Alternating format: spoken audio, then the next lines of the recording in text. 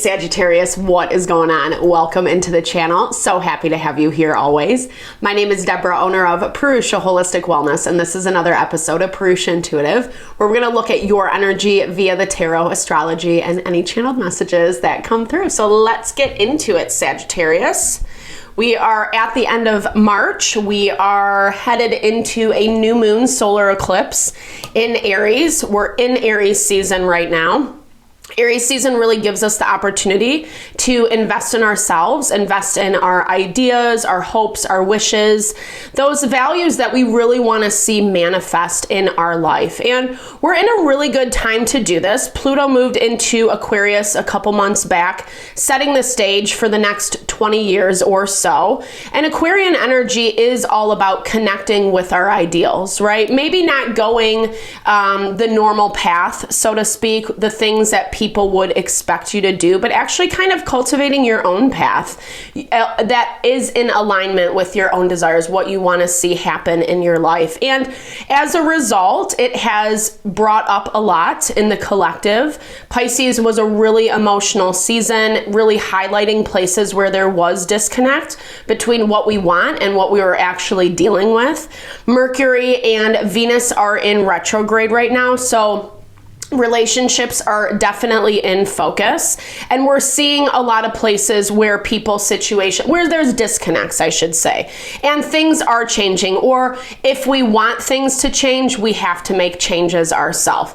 It's not an easy space to be in. What I do like right now is it's not a lot of new. We know what we're dealing with. We know what we're contending with, especially around the places where there is a lot of tension or emotion, triggering, etc. We've kind of been there, done that, so we know how to navigate ideally, or we're being given an opportunity to find inventive approaches to handle what is happening. And it's allowing us to find our empowerment. It's allowing us to find our courage and our strength. Again, not the easiest thing, but super rewarding when we do. So that's why I like to start off these readings with an energy cleansing. Just set the tone, set the vibe for the reading, cleanse out any of that block, limitation that we might be coming into. It's also a really good time to set your own intention for the reading, especially if you've come in with something on your heart, on your mind, something you would like Spirit to deliver messages to you around. Definitely give that over. Be open to receive. It's an awesome way to personalize these collective readings. And I also do personal readings. I offer a variety of healing and wellness services. Readings are one of them. If you want me to look at your specific situation, how things are faring out for you, or if you're looking for more of a realignment of your energy, your mind, your body, your soul, I do energy healing as well as Ayurvedic or holistic wellness consultations. When we're operating from that space of being aligned with self, that is when we're choosing the things that actually honor our heart, our mind, our soul, that bring us fulfillment, which we all deserve in this life. So if you're interested in my services, I would love to help. I would love to support in whatever way possible. Definitely hit me up. All the info to get into contact with me is in the description box below. All right, Sagittarius, with that, let's get into it. I bless you with pure love and light, pure source energy, pure loving grace. I release anything that is not for your highest and best. Any fears, doubts, insecurities, lack of worth, lack of value, pain, anger, frustration, impatience, overwhelm. Cleanse it and release it from our being so we may see and understand the messages clearly and help to make me a clear and open channel for the collective. Thank you, Father God, Spirit guides, guardian angels, Mama love, Mama love. All right, so like I mentioned, we're a day away, well, when I'm recording this, from the new moon solar eclipse, and solar eclipses bring external change. So we're kind of, like I was talking about, reworking our environment, what's working, what's not, what we need to create more boundaries around, what we need to adjust, etc. And then we're actually bringing that back into our life in real time. And so we're gonna see some of this shifting happen, especially around this new moon. New moons are great for setting new intentions or readjusting what you're trying to work on presently. And, you know, this takes a lot of intention. Like I was saying, it takes a lot of awareness. Yeah, 100% to kind of like sift out the toxicity. But it's in this way, especially with these morels, it's in this way where it's like, some of it is good. Some of it is our healing medicine. Some of it is the stuff that's actually, like I said, it's empowering us. It's giving us the fuel to make those changes. But it has been really emotional. It has been really overwhelming. Right now we're seeing this cluster of pretty much all the planets in Pisces and Aries. So we're seeing those places that there is a disconnect, there is tension, challenge. We're seeing those highlighted. It's making things emotional, but at the same time, like I said, that Aries energy, that fire energy comes in to give us fuel for the changes. And, you know, you're looking at a lot of these different places where I feel like it has been not so fun. It's, you know, whether or not you feel like this is something you got yourself into or not, it's highlighted. It's highlighted those places within you that feel a little bit more tender, that need more love, that maybe feel a little bit weak at times, or like you don't have the courage and strength. And I feel like as you've taken a break or as you've seen this unfold in your life, I feel like you're also, it looks like you're getting a lot of confirmation this week as well. Confirmation around things that maybe you didn't have all the pieces beforehand, but it's starting to come up. It's starting to come up because I feel like this energy of the morels, that kind of value of like the medicine and the toxicity, it's starting to separate, right? Either people, situations are starting to see you for who and what you are. I feel like this is putting some people in check. We'll see how the tarot plays out, but it feels like it's putting some people that have put up blocks resistant towards you. It's putting them in check. It's also really painful though. I do feel an element of like heaviness in your soul. This is coming specifically from all those placements in Pisces. Pisces, like I said, was a super emotional season, and we're still kind of vacillating back and forth. As much as we've gotten a lot more support during Aries season, at the same time, there still is this value of feeling triggered, feeling overwhelmed, feeling like it's never gonna end or we're screwed over, etc. Because you're still waiting. I feel like some of this stuff is like, you're waiting on it to sort itself out, or you almost feel like you're sitting in the muck of it all, and you're trying to do the best that you can when it comes to deciphering where to put your time and energy, who to put your time and energy into, where those investments are actually going to pay off, versus some of these things that, I don't know, people's situations have kind of withheld from you or protecting. Like something is making it hard for you. That's kind of what I'm seeing for you, Sagittarius.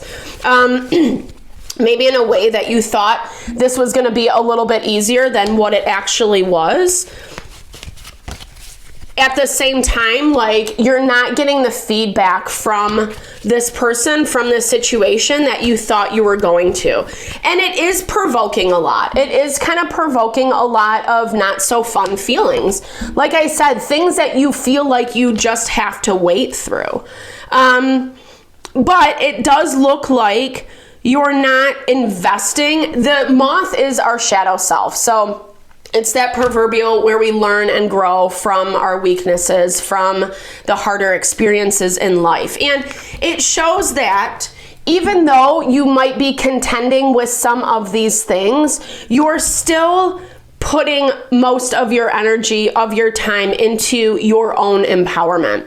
It looks like it's rubbing someone the wrong way. For some reason, they don't like it, or they feel like they have to self-protect, or they feel like either they're giving you some space, they're giving you some time, maybe you've set some distance between you and them, but it definitely looks like they're not coming forward, or like they just don't know how to interact with you, because it doesn't matter, right? Like regardless of what they do, what they say, you're on a mission. You're on a mission. And it's for your own sanity is what I'm seeing. It's like things were not working, or you had to make some readjustments, especially around your stability. The Siberian fur is like this value of what really supports us, what keeps us grounded, stable, and you haven't had that for a while. If anything, it kind of looks like you've been combating and navigating a lot of different changes. And this might not be some like huge life altering change. It's a lot of little things. That's how it feels, like a lot of up and down, back and forth. And so it kind of feels super big. It feels bigger than like as if it were just like a big life blow, you know? But again, I see your energy being really strong. I see your energy being very, maybe not grounded, but you're determined to be, you know? You're determined to hone your power this week. And I feel like there is some reconnecting that needs to be done, or maybe you're contemplating this with someone. Someone's having a really hard time with how you're managing things. They feel like it's selfish. They feel like you're not being fair to them.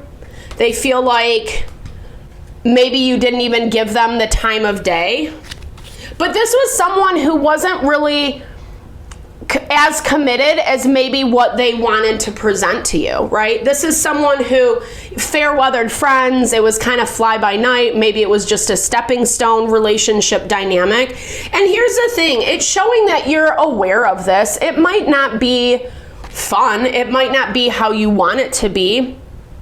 Maybe you wanted something, some investment from this person, but like I said, there's a disconnect. There's a disconnect between you and them. They feel like they have to self-protect. They feel like you're not, and they feel like you're not listening to them, or like you're not taking them into account in this dynamic. And regardless of whether you agree with that or not, I don't know, you know, but at the same time, I don't see that they're necessarily communicating this to you. It looks like they're just kind of watching it all go by, watching it all play out.